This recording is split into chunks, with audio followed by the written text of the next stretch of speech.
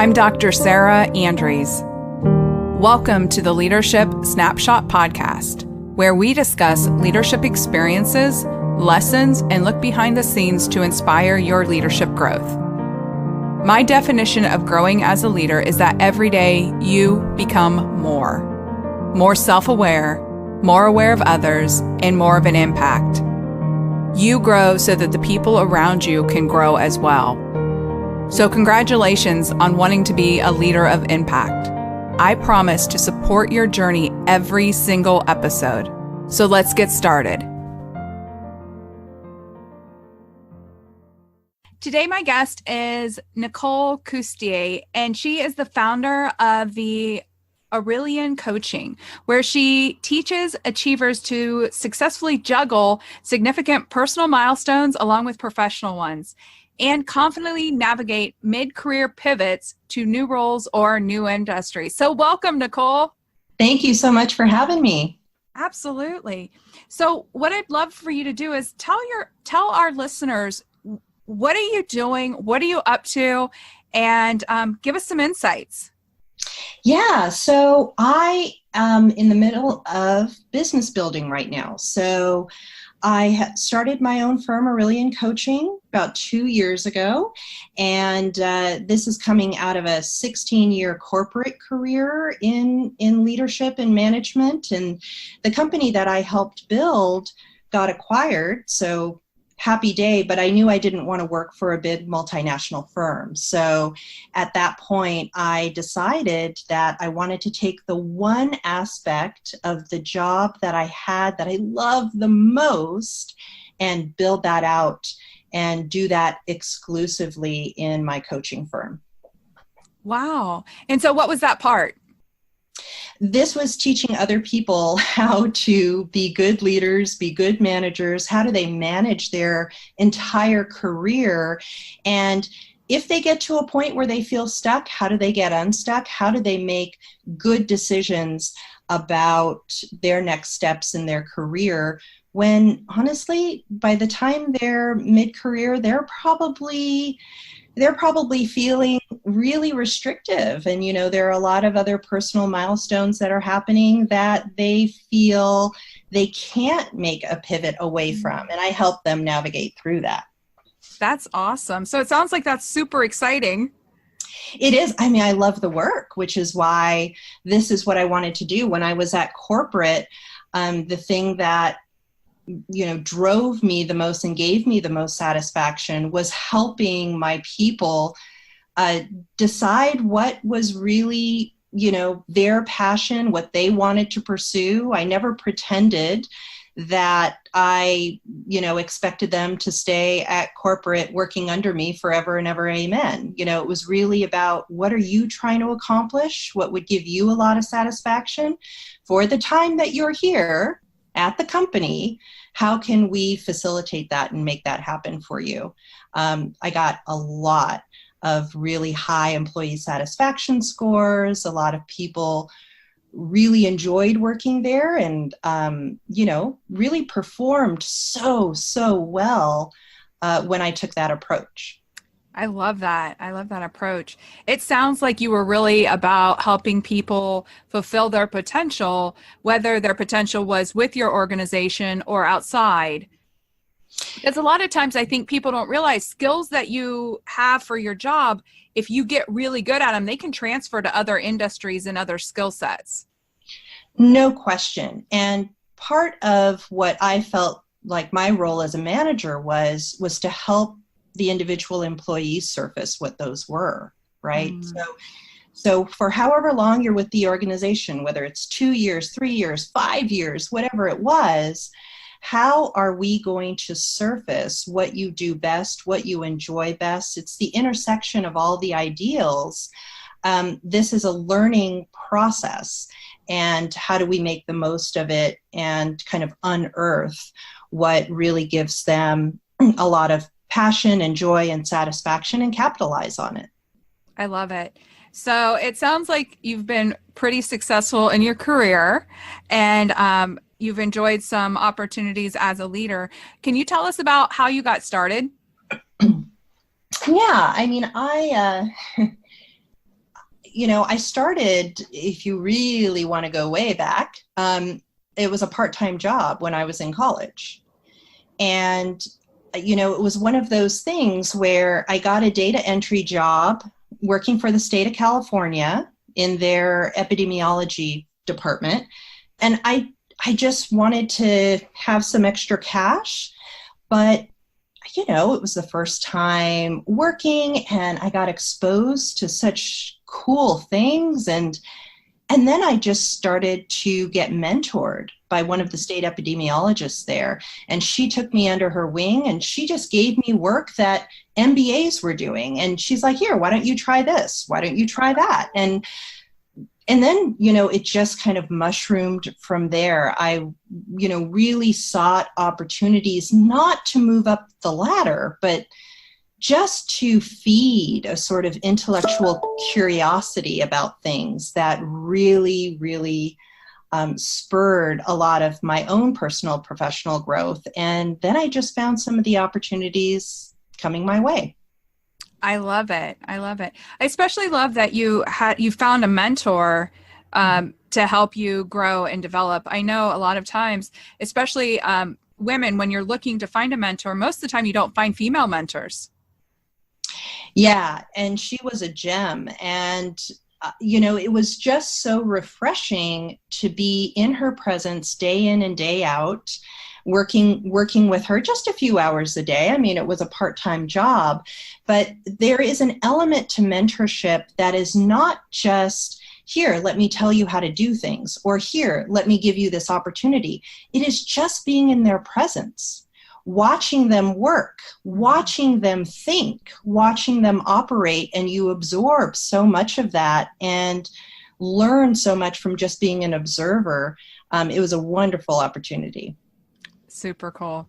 So what would you say was your biggest leadership lesson that you had to learn as you were growing and developing into the professional you are today? Yeah, the biggest lesson, and it was a tough lesson to learn, was that I had to find my own way of doing things. And I've been blessed with a few wonderful, wonderful mentors who had very different work styles.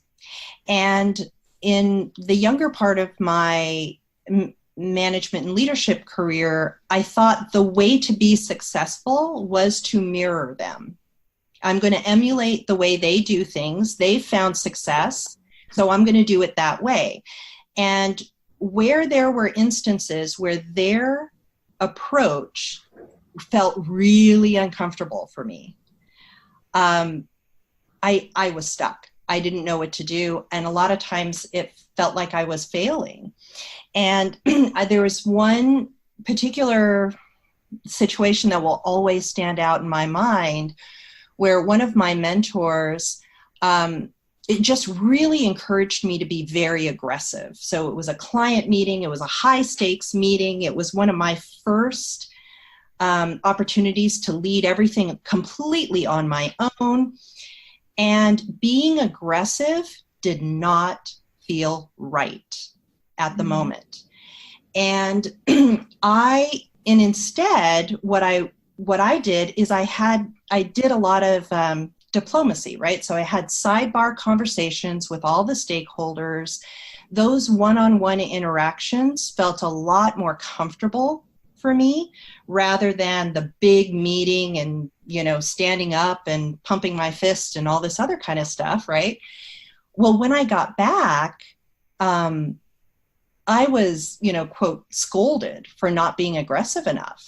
And, I was told, look, you gotta be more aggressive on this. And I felt so deflated. It was so hard. But what ended up happening was I got a very positive outcome out of the whole experience. And actually it was even more positive than the client and the team had hoped for and anticipated. And so that lesson taught me to be true to myself. And that was a long, hard slog to learn that. So I love that you made the point that it was a long, hard slog. And I would like you to to tell us a little bit more about that. I think a lot of times one of my soapbox things that I like to get up on is we have this idea that leaders happen overnight, that they're the knight in shining armor. 1 minute they're struggling, and the next second, like literally 3 seconds later, they've mastered whatever it is. And I think a lot of emerging leaders and young professionals have this mindset, well, if I don't get it in 2 minutes, I'm a failure. Yeah. Well, I'll answer that question from two different perspectives. The first is that when I started out in management, I sucked. I was a horrible manager. And I know because the people that I managed were very unhappy. They were very unhappy. You know, that thing that you hear about people don't leave companies, they leave their managers. Yeah, they sure did. And it took a lot of reflection and kind of making a decision, you know, if I want to be a good manager, well, then that has to be a priority. And how am I going to do that? And part of it, so the other part that I'd like to mention is that there is a level of experimentation that comes along with this, right? So rather than success and failure, when I got to the point where I was willing to experiment with myself and experiment with other individuals, then I got to a better place in terms of mindset. And when I say experiment, I was open about the fact that I was experimenting. So I told people, I want to try something new. I want to get your feedback on this. What if we took this approach instead? And so I wasn't experimenting kind of behind people's backs and trying different things and seeing how it all played out. I was trying to get them on board. And when they heard that, well, you know, okay, we're going to try this, it also reset expectations about how they were approaching the whole situation. And, you know, it was more of a partnership exercise than anything else. I love that. So what advice would you give young professionals who are really just like, hey, I want to move to the next level in my career and I feel like I'm stuck and I'm not sure what I need to do. I just want to grow and I don't feel like I'm growing. What advice would you give them? So I think that there are a couple of things. One is that a lot of times when people say, I don't know what to do, I really push back on that a little bit. And I say that it's a very comfortable thing. So this is part of my tough love. Let me put a little bit of a disclaimer out there. So it's going to be tough love leadership here.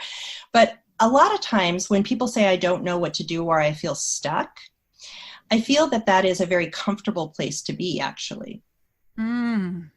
It is almost an indulgent place to be. And what I would recommend people do is ask themselves, but if you did know what to do, what would it be? Or if you had to coach somebody else on that exact topic, if your best friend came to you and was like, I don't know what to do. A lot of times people suddenly they have an opinion about what to do. So I would just challenge that. And I would say, you know, the answer is probably not going to be perfect, but you probably will come up with an answer. And that'll give you a springboard to at least take some sort of action and move forward. I love it. That's such great advice.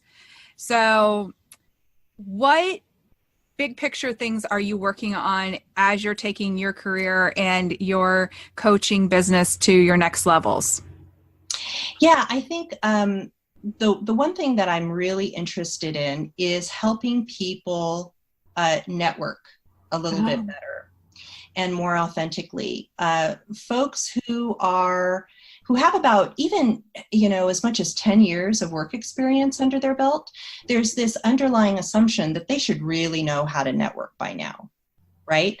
And so it's very hard for people to find mentors, guidance, cheerleaders on networking. The irony about networking is the whole purpose is to build out community, yet it's a very isolating exercise. You have to go out and meet these people or build connections, and it just feels so isolating. And so I'm looking for ways to develop a community, what I'm calling a skills incubator. So I'm based out of Silicon Valley and, Northern California, and, people have this concept of product incubators and idea incubators. Well, I want to develop a skills incubator, and I want to create a safe space where people in mid-career can hone their networking skills.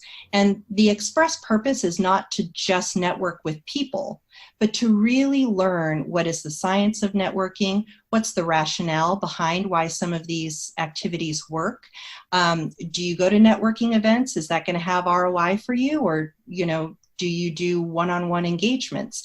And just build a tribe and a community where we can support each other at learning these skills, learning, what levers have the greatest torque for you in actually getting ROI out of networking, and doing it in a really authentic way that feels comfortable for you and your style. And so that's kind of next on the docket for me. I love it. I love it. So I really appreciate you taking the time to talk to us today and to share a little bit of your knowledge and your leadership lessons. And I wish you the best of luck with your new endeavors and your new projects that you have going on. I think it sounds like it's going to be super exciting for you. Wonderful. Thanks so much for having me on. It was such a pleasure. I really enjoyed it. I hope you enjoyed this episode of the Leadership Snapshot. And if you'd like to hear more podcasts that are very similar to this, please make sure you subscribe so that way you know when a new podcast comes out. All right, embrace your journey, and I'll talk to you next week.